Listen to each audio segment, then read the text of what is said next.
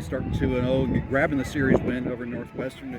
Great performance by Evan as well as the guys at the plate today. Yeah. Webster, man, he set the tone. Yeah. And we missed some opportunities there early, left some runners on base, and, it's a tight game through 5 innings. And, boy, Webster takes a lot of pressure off your offense with all those zeros. So you felt like we were going to get it going offensively, but give their guy credit. Again, he pitched out of jams. And usually when you pitch out of jams, not only do you keep us from scoring, but then you grab all the momentum, and then you have all the hope and all the energy. And Webster, man, just didn't give him a whole lot of life today. What is it with Evan? I mean, he's not a big strikeout guy, but obviously guys aren't able to put the bat on the ball very well against him, at least, for hits. It's pitching, right? Yeah. Just the ability to pitch, but the ability to, as we say, 1% better. And you do things right. You just check the boxes, and you keep working hard, and each year, it seems like he's getting a little bit better, a little bit stronger. You can turn over the lineup. It's everybody wants to have all the success, but there's not a lot of patience. And I hope all the younger kids pay attention to it. Takes time sometimes, but if you do the right things and you work extremely hard, and you're a great teammate, it's got a chance to work out for you. So we're happy with Webby's success. I'm not surprised by any means. He's such a valuable pitcher on our staff, but it's nice to see him, start the game. I mean, I'd love to play defense behind that guy because, you're on your toes. The ball's getting put in play. He's aggressive in the strike zone. I mean, he can strike guys out, but, guys have to be ready to swing because he's so aggressive in the strike zone. Offensively, I mean, you guys, I think it's 10 or more runs now, 9 of the last 10. I mean, you guys are, and it's coming from different guys. We definitely have shown our balance and our depth. New guys in the lineup today that maybe hadn't been, in the last few games, and it's nice. It's a good situation to be in. I just got to keep these guys going. They just gotta stay focused and continue to do what they're able to do, and because guys get hot, guys get locked in, and I think they respect each other, know how talented they all are and how hard they work. So trusting each other is huge, and not feeling like, hey, I got to do it myself. We've got that balance really 1 through 9, and got about 12, 13, 14 guys all giving us something. You talk a lot about this being a developmental program, and if we can just double back to Webster just a little bit, what is it that you think that he's been able to come along with Roger that's kind of been the difference maker for him, as he's continued to go through his progression? It's a growth mindset. It's just continuing to work hard, and yes, the longer you're with Coach Williams, he's gonna figure you out and try to put you in positions to succeed, and then he's gonna test you and see if you can grow, and let's see if you can throw this pitch in these situations. And so it's fun seeing the combination, of our pitchers with Coach Williams. So, but you got to earn it. You got to do it. It's not going to be handed to you. No one's going to sprinkle magic dust on you, man.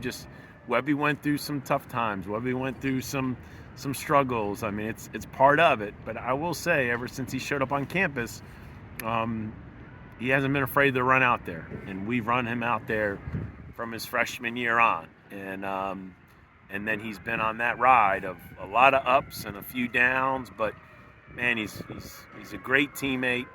He's well respected. He's a team captain. And so, yeah, we're glad he's in the program, and we're glad he came back, to work on his master's degree, and was another one of those guys that obviously we thought could sign. And so now I'm sure he'll get a chance to sign after this year. Some more good innings out of the bullpen today. West gave you a couple solid.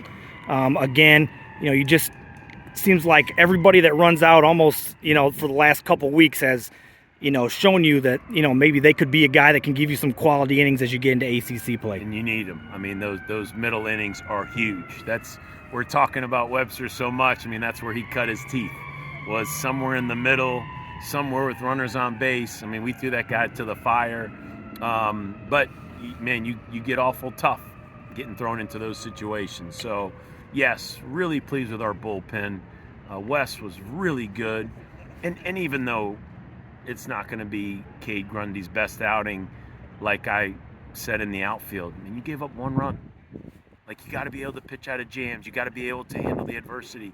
You got to be able to move to the next pitch. And so even though sometimes you inherit those situations and sometimes you're part of creating them, but you got to move on. And I hope it could be a great learning point for Cade, as we need all those guys, because 1 run is 1 run. And I always tell our guys, 1 run is not going to beat us. Avoid the crooked numbers. So even he, in not one of his best innings, efficiently pitched out of a huge jam. So very happy with the bullpen. Matt Klein's another guy that's doing quite well to play for you guys. Had the home run today, and kind of a versatile guy. Can play behind the plate at first. What's he mean to this roster so far? He's kind of like an Anderson in a sense, where just really good bat path, good understanding of the strike zone, used all fields early on in his career.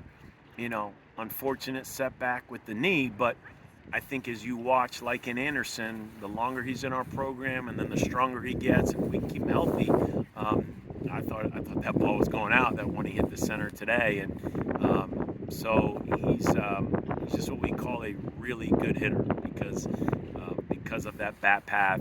He can hit to all fields, and power will continue to come the longer he's here. What's the key to finishing this thing off tomorrow in the series, and as you look to a couple midweek games next week, maybe not use quite as many pitchers tomorrow that you might normally do, or do you think about that ahead of time, or not really? No, I think for us it's I think championship teams play really good on Sunday, and that's because the value of the Sunday game, whether you're 0-2, 2-0, or 1-1, it's such a huge swing game, that third game of a series. And sometimes it's a test of your depth in the bullpen, where we're usually running out fresh arms on a Sunday, and other programs are maybe recycling. So no matter what happened Friday, Saturday, I'm always challenging our group, man, let's be our best on Sunday. Let's turn the page. And so we'll be where our feet are right now, and then we'll turn our attention to the midweek and next weekend after tomorrow. Awesome. For you today, obviously you've been feeling pretty well this year so far. Just talk about today, though, how you felt on the mound. Everything really worked last week, and today it was a good mix of everything. Just throwing the big curveball a little bit more than last outing, keeping guys off balance with that. And then the cutter's come a long way from the start of the season down in Florida. It wasn't where it needed to be, but it's gotten a lot better. And I think change-up's back to what it's been kind of my whole career, with getting more swing and miss instead of foul balls. So very, very happy with how all my pitches are working right now. So. Yeah, I mean, it's kind of been dominating performances. I mean, they're not huge strikeout numbers, but I mean, guys are not having success against you at the plate.